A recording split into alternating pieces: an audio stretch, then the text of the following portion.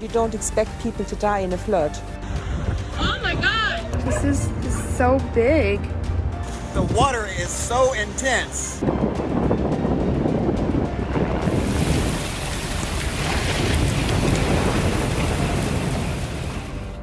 I'm Ginger Z, Chief Meteorologist at ABC News, and I want to welcome you to our ABC News Live Climate Special. It's called The Year of Extremes, and boy, has it been, even here in New York City. But we brought you here because that green building with the glass, that's the United Nations, founded on global cooperation, something that leaders that just met there say we are going to have and have urgently if we want to address the climate crisis. But we don't need a climate summit like the one coming up in Glasgow, which is important and called COP26, by the way. We just don't need it individually to know that we are living the change. Everything from the deepening drought to the erratic wildfires to the flash flooding that we saw here in New York City and even the rapid intensification of hurricanes. It's happening. Now, I understand climate change did not make natural disasters. They've always been with us. But human-induced climate change has magnified it. The science has been telling us for decades, and now we are living it. The question is, what are we going to do about it? The UN issues its alarming new climate report, calling it a, quote, code red for humanity, warning the Earth is warming much faster than they thought. Painting a dire picture of what the future may look like. Unprecedented events are now becoming common, and scientists all point to one thing. Unequivocally, humans are causing climate change, and some of our most extreme weather events have a link to that change. Deaths running from that historic heat wave in the Pacific Northwest. Here on the street, this is measuring at 157 degrees. It feels like a furnace. Drying up lakes and reservoirs that millions rely on for their water supply. This time a year ago, this dock would have been about 30 feet underwater. It's now high and dry. Madagascar, more than 1 million people facing starvation there. It is all because they are in a prolonged drought. When you bake the soil, when you bake the foliage, you are creating the perfect setup for a horrible fire season. The people who live in this community had to run for their lives as the flames came through and burned their homes and their cars. There are nearly 50 burning in 6 western states. Thousands of people forced to evacuate and firefighters surrounded by flames as they wrestle with the Dixie Fire, destroying the entire town of Greenville. All around, just complete destruction that goes on for blocks and blocks, completely unrecognizable. A warmer planet means that we could have more extreme events. July was the hottest month ever recorded. The heat also fueling summer storms. Elsa roaring ashore along the Gulf Coast. Twister after twister zeroing in on Iowa. Oh, look at that. Look. Dangerous flash flood conditions in Nevada and Arizona. Oh my God, you guys! In parts of western Germany, days of heavy rain wiping away entire communities. There's so many people dead. Flash floods in China killing at least 25 and displacing hundreds of thousands. Forecasters warning more rain is on the way. My island is on fire. Apocalyptic fires raging across Greece as temperatures reach 113 degrees. Siberia is normally one of the coldest places on the planet, but it's currently covered in wildfires. And for the first time in recorded history, smoke from those fires has even reached the North Pole. In Turkey, flash floods caused by torrential rain, hundreds unaccounted for. Torrential rain pounding southwest Japan. Rescuers still searching for those missing after those devastating floods in Tennessee. We were on the roof of our house. Ida, one of the strongest hurricanes on record to hit Louisiana. A dangerous Category 4 hurricane, winds 130 miles per hour. Oh, that roof is coming. Holy Catastrophic storm surge up to 8 feet. This is a storm we're going to be talking about through the midweek and unfortunately throughout history. Where does this head next? This will be felt across several states as it now moves north. Tropical storm Ida barreled through the northeast overnight. Historic and deadly flooding. NYPD officers braving a flooded basement in Queens, trying to rescue a family, including a toddler. The walls of a New Jersey home caving in under pressure. Cars are stuck and we have bodies underwater. We are now retrieving bodies. Look at that tornado! At least 7 confirmed tornadoes hitting the Philadelphia area and southern New Jersey. We are in a whole new world now. Let's be blunt about it. The brutality of storms now, it is different. Drought and wildfires are plaguing the western United States. Firefighters battling out of control flames, desperate to keep the Caldor fire from taking over South Lake Tahoe. I don't know how the conversation tonight, tomorrow, and beyond doesn't turn to how do we aggressively mitigate greenhouse gas emissions. We can't undo the mistakes of the past. This generation can make the systemic changes that will stop the planet warming. And if we don't act, who will? It's kind of hard to believe that that all happened this year, and a lot of it in the last couple of months. But those events were not surprises to meteorologists, and they weren't to climate scientists either. They've been warning about this for decades. So we spoke to one of those scientists who happens to be the senior advisor on climate for NASA, Gavin Schmidt. We not only talked about the science, but how you and me, even if we haven't lived one of those extremes yet, need to pay attention. This is like 6 inches of rainfall within the last 3 hours. Tornado! I'm out of here. We're seeing things happen and change that are clearly unprecedented in many millennia, and we have a good understanding of why. It's because of what we've been doing to the atmosphere, it's because of the burning of fossil fuels and the increases in greenhouse gases. Everybody wants to say, yeah, what about the orbit? What about the sun? What about, and each one does have a part, just none so much or so closely paralleled with the increase in temperature as greenhouse gas emission. We have no shortage of ideas for why climate might change. And over 4 billion years of Earth's history, the climate has changed for all of those reasons. And it turns out that the biggest thing is carbon dioxide and the other greenhouse gases. There goes! There goes the other half of the roof! There goes the wall! Oh, there's the poles. I recently covered Ida, and I was in New Jersey by a washed-out bridge. Ginger is live in Demarest, New Jersey. Cecilia, we would have had a storm without human-induced climate change. Of course, we've had storms forever, but behind me you see that road with the double yellow, the collapsed bridge, there were cars inside of it. You ask, how much have we amplified these storms? I related it to amplification by human-induced climate change. Now, scientists have called it global warming since the late 1800s. I mean, our understanding of if we add carbon dioxide to the atmosphere, the planet will warm, dates to the 19th century. Right. Yeah, details have been filled in, the calculations have been improved, everything's much more sophisticated, but that answer that they knew in the 1800s is still true now. There's not one part of us that's saying fires, floods, tornadoes, hurricanes are the result of climate change, that they are amplified by climate change. Yeah, it's a really fascinating topic. We can see things happening in the global average, right? So we've been able to see the global mean changes decade by decade have been getting warmer very, very clearly. Unequivocal warming of the planet. But for a long time people said, well, that's not really going to impact the weather. It's not really going to impact the storms because there's so much noise, right? There's so much chaos and there's so much randomness. We're not going to be able to detect that. But the fact of the matter is that we can now detect the changes that the global mean change is having. Global warming is actually having on specific weather events. Of course, heat waves. Heat waves are becoming more frequent and greater in magnitude than they were before, right? So take me to the background and tell me, what does the future of storms look like? What does the future of drought look like? We're seeing more intense and longer lasting heat waves. We're seeing more intense rainfall. So when it is raining, it's raining stronger.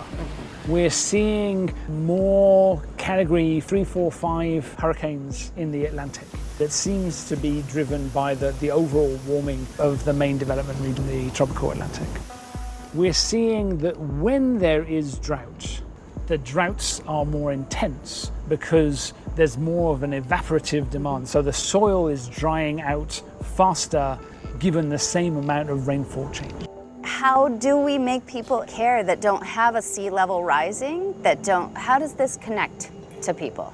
We have to talk to people where they are, what their issues are. You know, I mean, sea level is a much, much bigger deal in Florida, in Newport, and in Chesapeake Bay, and in Louisiana than it is in Nevada, obviously, right? And so things that are happening in the Arctic, the connection there to sea level is very, very real.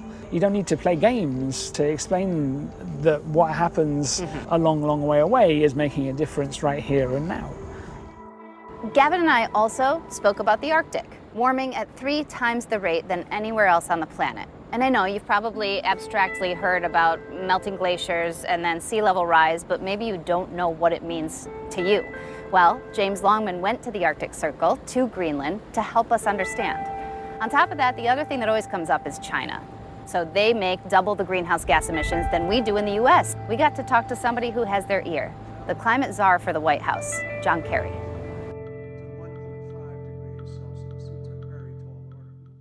In one of the most remote places in the world, there is a disaster happening every minute of every hour of every day.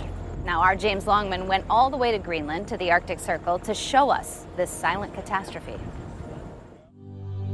Greenland, the world's largest island, known for its vast tundra and mammoth glaciers.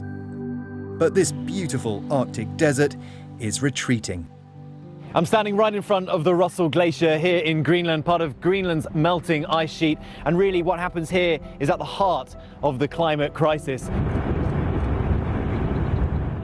We headed for this Arctic front line to camp out on the ice and link up with a group of scientists and locals to see this changing world up close. This is Greenland's ice sheet. It makes up something like 85% of the whole of Greenland. Where we're standing, the ice is something like 60 meters thick. In some places, it's as thick as 2 miles. Last Logstrop took me on a quad bike to the edge of the Russell Glacier.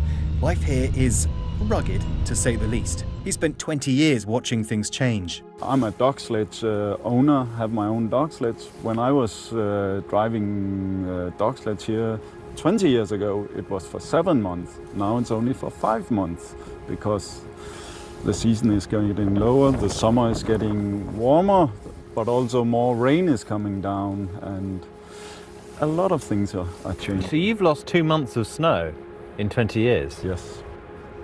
So if on that same trajectory in the next 20 years, you could only have 3 months of snow left? Yeah, we are fearing that. The ice in the Arctic is crucial to regulate the temperatures of the world. And it's not just an increase in temperatures that's causing them to melt. This is one of the most extraordinary walks I've ever been on. Walking through Greenland's ice sheet. And it's absolutely stunning. The dark patches you can see, that is silt, that is ground down rock that's coming up from underneath the ice. Thousands of years old. But further in, there's something called black ice. If you change the color of the ice, then it's capable of absorbing almost all of the radiations. And it's becoming blacker because of the materials that we've been putting into the atmosphere. Some of that's natural through dust from the global deserts. Some of it's man-made directly, such as the pollutants from the burning of fossil fuels. The forest fires that we've seen across the world, including Siberia, liberate material onto the ice sheet. Richard Washington is a professor of climate science at the University of Oxford, and he tells us to take note of one small but very important element of our day. It's raining, when really it should be snowing. Rain here is rare, and at the centre of the ice cap last month, rain was recorded for the first time ever. What's it like for you being here, seeing all this? Well, for 20 years, each of 20 years, I've been teaching about the Greenland ice sheet and its role in the climate system. And for the first time, here I am standing on it on a rainy day, would you believe, with the ice melt passing underneath us. So it's quite a moment. What you're looking at here is just ice melt. That's water running off Greenland's ice sheet. There are only 2 ice sheets anywhere in the world, one in Antarctica and the other one here. And it's important that this happens because Greenland contributes 8% of the Earth's fresh water. What's not so good is that it happens so fast. The melt here is accelerating and it's contributing to the rise in global sea levels. So from London to New York, from New Orleans to Shanghai, what happens here in Greenland affects all of us. The Arctic is the engine room of the climate system of the Earth. The Arctic is in the core, is the center, and controls much of the mechanisms that keep our climate system active. Over the last 40 years, the speed of this ice retreat has astonished even the scientists we met. What lies ahead for this Arctic wilderness and around the world is unknown.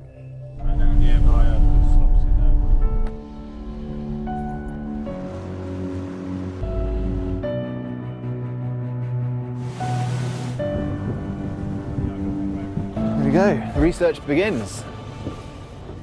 But for Carlos Duarte, Professor of Marine Science at King Abdullah University in Saudi Arabia, it is not too late. He's studying ways to reverse and stop global climate change, and he says the signs of it are all around us. We went up over the Russell Glacier to get a better look. These stunning turquoise melt lakes, a sign of deterioration on the ice sheet. The buildup of water creates these massive sinkholes. If you are a scientist working on marine ecosystems, working on the biosphere and ecology, you need to face climate change. The answer, he says, could be in the mud beneath the ice. Duarte says as the ice retreats, it leaves mud churned up from the billion-year-old rock below. That mud, he hopes, is chemically unique and can trap carbon. His proposal: transfer massive amounts of this special mud into the ocean to keep it from releasing more climate-warming carbon into the atmosphere. It's almost like the Earth is giving you the medicine it needs. You just have to go and find it. You have to go and find it. While Duarte tries to heal the ice, those who call Greenland home hope the world is paying attention. Do you feel like the world is listening to you? They haven't for a long time, but I do sense that things are changing. A need to be heard and an increasing call to take action before a critical international summit this fall. I think we have a choice to make here. Do we want to allow the temperatures to continue increasing and have a very negative effect on, for example, agricultural production, on our health systems? Do we want to allow our children to walk into a broken planet, broken environment where they will not be able to thrive? Or do we want to make the changes that are necessary in order to open possibilities that are much better for us? Because here's the thing that we have to remember. This is not about saving the planet. Frankly, the planet has been around for 4.5 billion years. And she started without us. She didn't ask us for any opinion, okay? She has been around and she will continue. If we are stupid enough to press the button on the ejector seat and make Earth uninhabitable for us, she will continue perfectly happily without us. This is not about saving the planet. This is about ensuring that the conditions, the environmental conditions that have made this planet habitable for us, that they actually continue. That is what this is about. Wow. Thank you, James. This wouldn't be a climate special unless somebody said, save the planet. But we really shouldn't be saving the planet. The planet's gonna be fine. We should be saving ourselves and life as we know it, or that we can live it comfortably. And that's why we wanted to talk about leadership, because we're gonna need it. And we spoke to the Special Presidential Envoy for Climate, John Kerry. He is someone who will have big stakes and tells us about them in that big summit coming up in Glasgow. The world will step up. John Kerry, Vietnam War veteran, former presidential candidate, a U.S. senator for nearly 2 decades, then Secretary of State, and today, he's President Biden's climate czar, taking on one of the biggest challenges of his career. President Biden used the words, people need to bring their highest ambitions to COP26. To keep within our reach the vital goal of limiting global warming to 1.5 degrees Celsius, every nation needs to bring their highest possible ambitions to the table. Ambition without action is fantasy. How do we go from fantasy and make sure that doesn't happen and get measured result from 2 weeks in Glasgow? Glasgow's not the end of the road. It's the best opportunity we have. Why? Because this is the moment that the scientists told us we have now about 9 years within which to make the most important decisions that get us there. This is the test, really, of the foundation of the United Nations, of the whole notion of community on an international basis, of countries helping other countries. President Xi of China made a very important announcement that China is no longer going to fund any coal-fired power plants externally outside their country.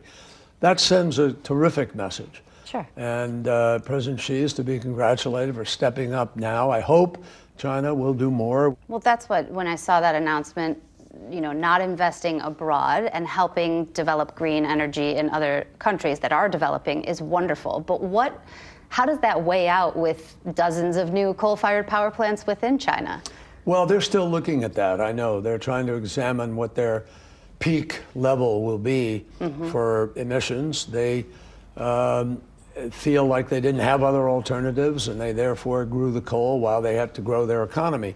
And my hope is that President Xi is going to help us all to come together around certain choices we can each make. I think within the U.S., people feel more hope, but then their mind and words always go to China. And so they'll often ask me, and I say, I don't have a word with China, but you do, and you just came back again. Do you feel when you go there, there is good faith that things will actually happen? Because if you hear 2060, we're going to be carbon neutral by then, but then you see the investment in fossil fuel, it is very hard for me or anyone else to see that add up. Like, what are we missing? I mean, it obviously, we all need to do faster. Every country has to go faster. None of us can say we're really fast enough. There are few countries, you can get them on one or two hands, that are in keeping with the Paris numbers. Most countries, we have a long way to go. But the 191 countries that have all put in their plans together, whether they've changed them, improved them, or kept them the same, that 191 result in a 16% increase in emissions. That is a big F. That fails. Fails for everybody. And we're going to keep negotiating, working with countries in order to try to bring them on board. And as you know better than anybody, because you're a trained meteorologist, we are contributing to this. Yes. Human beings are responsible for this accelerated process of deterioration. And it will take us making basic choices to get us back on track. The good thing is we can do this. I have a weekly segment. It's called It's Not Too Late, for that very reason, because I firmly believe it's not, and I know scientifically it's not. You don't want people to wake up in the morning and say, I don't want to get out of bed, and they go home. And if you really sit and take in all of the potential negatives. In the climate crisis. In the climate crisis, some people just freeze and they say, I don't know what to do. That's bigger than me. I can't be individually responsible for that. Someone else is going to have to fix it, or some technology is going to roll along that's going to fix it. I hope so. But in the absence of that, you've got to apply the precautionary principle of living and of governing. There are benchmarks, as you said, 9 years, 1.5. Why not be more aggressive then than 1.5? Because it's just not realistic? You've got to be realistic where the science can let you go here. We're not doing this because Joe Biden has a philosophy. Or because, although his philosophy helps him to do it, but it's not because of that. It's not ideology, it's not politics, it doesn't have a label. It's science. It's being billed as the best last chance to curb greenhouse gas emissions. But then the UN Secretary General says, hey, if we don't all come together and urgently, collectively make this change, there's a high risk of failure. So to you, what's the best outcome and what's the worst? Well, the best outcome is that the 20 largest economies of the world will come together recognizing that they are responsible for 80% of all the emissions. So there is a special responsibility on the developed world. And if the developed world will step up, I have no question but that the rest of the world will be able to follow and to make choices that they can't otherwise make today. So we have to help them do that. There will have to be financial help for the developing country.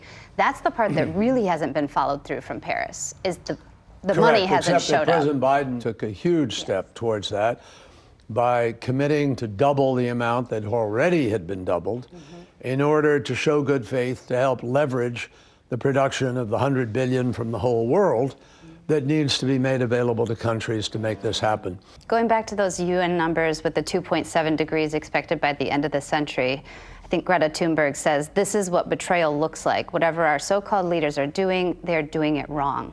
And it made us think about that. It is a beautiful image of you signing the Paris Agreement with your granddaughter Isabel on your lap, and that's just 5 years ago or so. Do you think that as a globe, the leaders have failed Isabel and her generation? A lot of them have failed, but I think it's unfair. I think it's a little much of a reach to say that so-called leaders, there are a lot of real leaders around. And they are trying very, very hard to move this process. And I understand Greta's frustration and anger, which is, I feel the anger, same anger. People are getting in the way, some people. And what we need to do is behave like adults and get the job done. And she's absolutely right to be pressing the urgency of our doing that.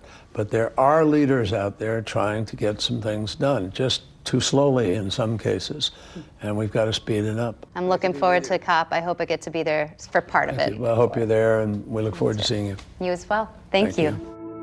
The world's leaders certainly have a huge job ahead of them in Glasgow, but that doesn't take the onus off of us. We have agency and responsibility.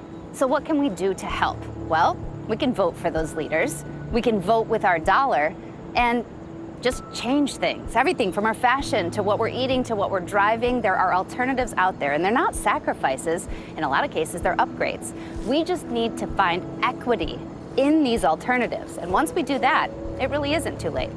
Thanks so much for joining us for the Year of Extremes. I'm Ginger Z. We'll see you in Glasgow.